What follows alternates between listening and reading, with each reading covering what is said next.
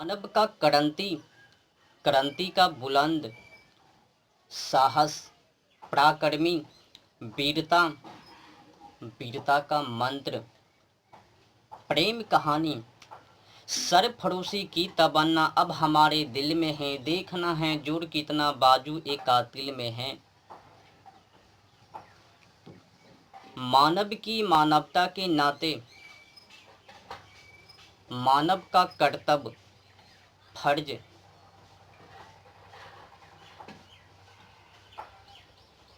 तो मैं कुरान से जुड़ी रहस्य को बताने से पहले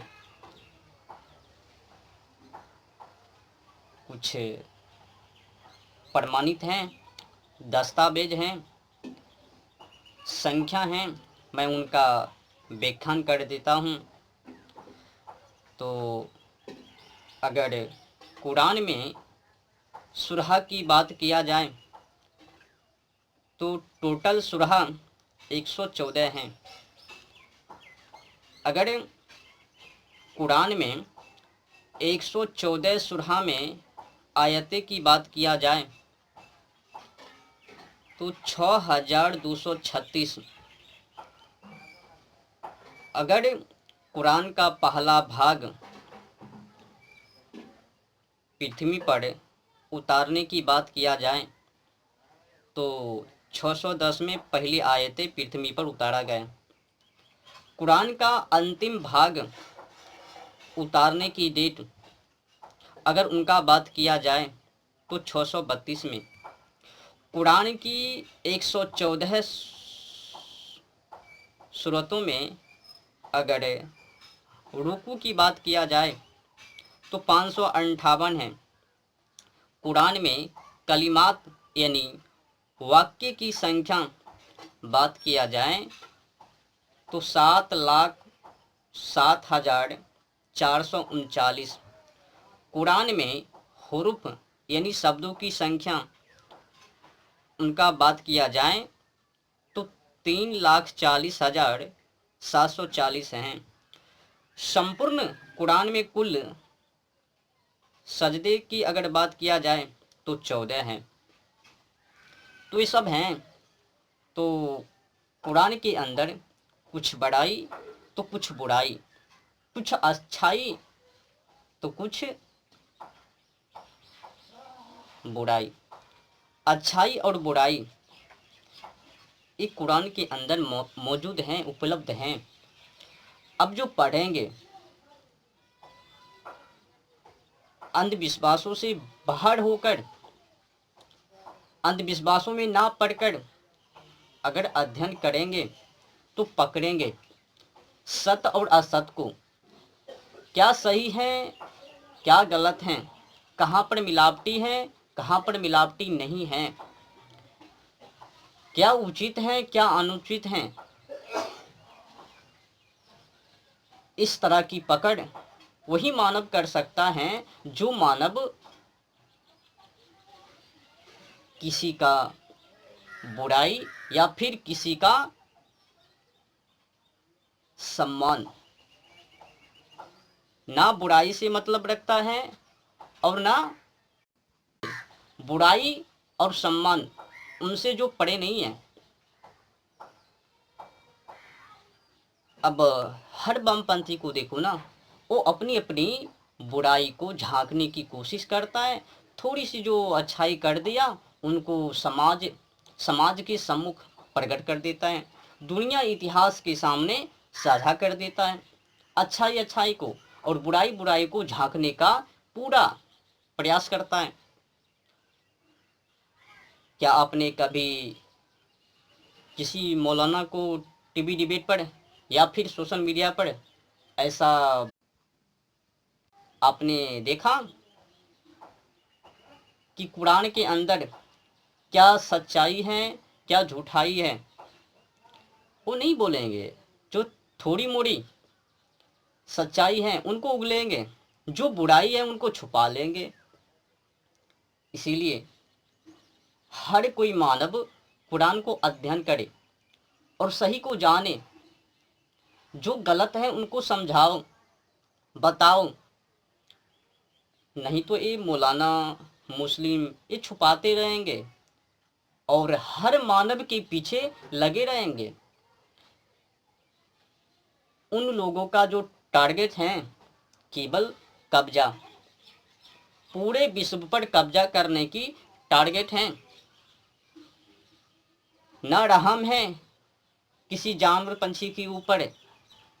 एक तरफ सहयोग की बातें करता है तो वहीं पर दूसरी तरफ उनको गिराने की बातें। कहीं पर लिखता है अपने को क्यों काटते हो, कत्ल क्यों करते हो, अपनी बस्तियां से अपने आदमी को क्यों निकालते हो और दुश्मन को क्यों बसाते हो। ओहो, कौन ऐसा तुम्हारे दुश्मन है जो कि तुम उनको निकाल रहे हो? कौन अपना है जो कि तुम उनको बसा रहे हो? क्या गंडों की बातें करता है ना। पढ़ने के बाद, अध्ययन करने के बाद पता चलता है कि कम ही मात्रों में सच्चाई है, अधिक मात्रा में बुराई है, मिलावटी है। तो कुरान को अध्ययन करो, सच्चाई को पकड़ो। कितने परसेंट सच्चाई है कुरान के अंदर? अब मैं कोई टिप्पणी अल्लाह के ऊपर नहीं, केवल तो केवल कुरान के ऊपर कर रहा हूँ। अल्लाह के चरित्रों के ऊपर मेरा कोई टिप्पणियाँ नहीं है, केवल कुरान के ऊपर हैं। तो शुरू करता हूँ, आप लोग भी समझ लीजिए।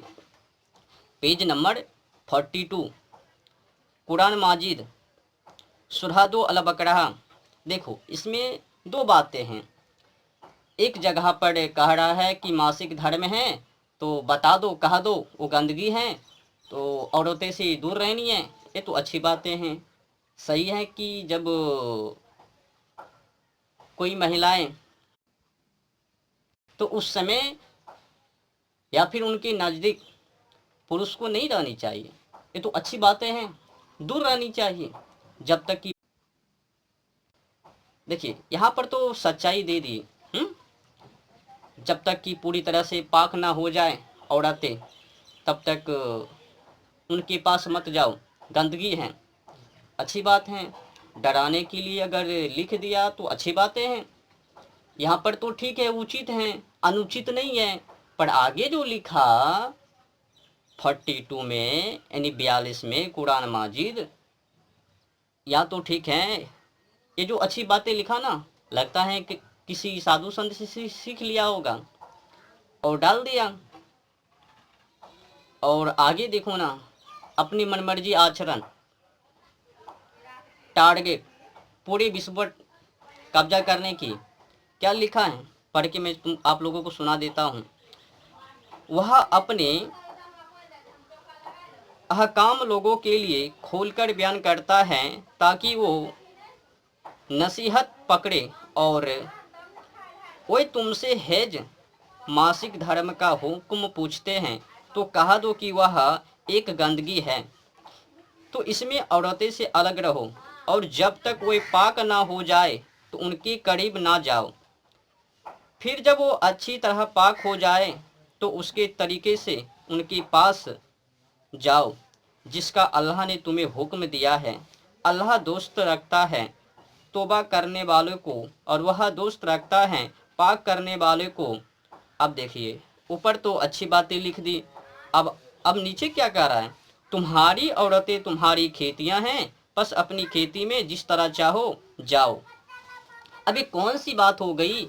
एक तरफ तो कह रहे हो कि वो गंदगियां हैं उनके पास, चलो अच्छी बात है, वहाँ पर तो आपने लिख दिया, पर नीचे तुम्हारी औरतें तुम्हारी खेतियां हैं, ये बातें क्यों? अब क्या मर्दों के लिए औरतें खेतियां हैं क्या? क्या उनको केवल खेती की दृष्टि से ही देखेंगे? ये तो सम्मान की बातें नहीं हुई। विद्या के तो विरुद्ध हो गए, संस्कृति के तो विरुद्ध हो गए।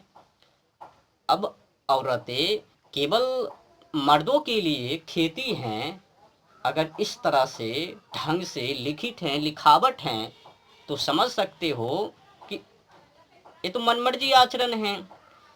स्त्री को बहकाने के लिए, फुसलाने के लिए, उनको मनाने के लिए और पूरे विश्व पर कब्जा करने के लिए मन गढ़ंत इर्द गिर्द करके लिख दिया। इसीलिए एक कुरान ईश्वर कृत नहीं है, ये विद्वान के द्वारा भी लिखित नहीं है, किसी गंडों के द्वारा है। इससे यह साबित हो रहा है कि ये ईश्वरकृत या फिर किसी विद्वान के द्वारा लिखित नहीं है। अगर ईश्वरकृत होता तो उसमें खगोल भूगोल की बातें और रहम सहम की बातें, मानवता की बातें लिखित होता, बयान होता, पर वैसा कुछ भी नहीं है। तो कुल मिलाकर एक कुरान ईश्वरकृत या फिर किसी विद्वान के द्वारा लिखित नहीं है। तो अब समझ लो किनके द्वारा है। अगर स्त्री को सम्मान नहीं करेगा, उनको खेती की दृष्टि से देखेगा, तो समझ सकते हो क्या वो स्त्रियां केवल पुरुषों के लिए खेती हैं। मतलब देखो, बहकाने के लिए, फुसलाने के लिए कितने बड़े साजिश। स्त्री को अपनी पकड़ में लानी है, उनको बताना है कि देखो एक कुरान के अंदर है, अल्लाह का आदेश हुक्म में है, मान लो। कई स्त्रियां तो डर भी जाएगी, कहेगी कि नहीं नहीं सही बात है, कुरान में लिखित है तो उचित ही होवे, अनुचित ना होवे। तो कई जो मुस्लिम औरतें हैं वो डर भी जाएगी और मर्दों की बात को मान भी लेगी। वो कहेगी कि देखो चलो कोई बात नहीं, जो भी लिखित है वो तो मानना पड़ेगा क्योंकि अल्लाह का आदेश है। तो पूरे विश्व पर कब्जा करने के लिए कितने बड़े साजिश कुरान के अंदर है। ना खगोल, ना भूगोल, ना मानवता, ना सम्मान। एक तरफ तो कह रहा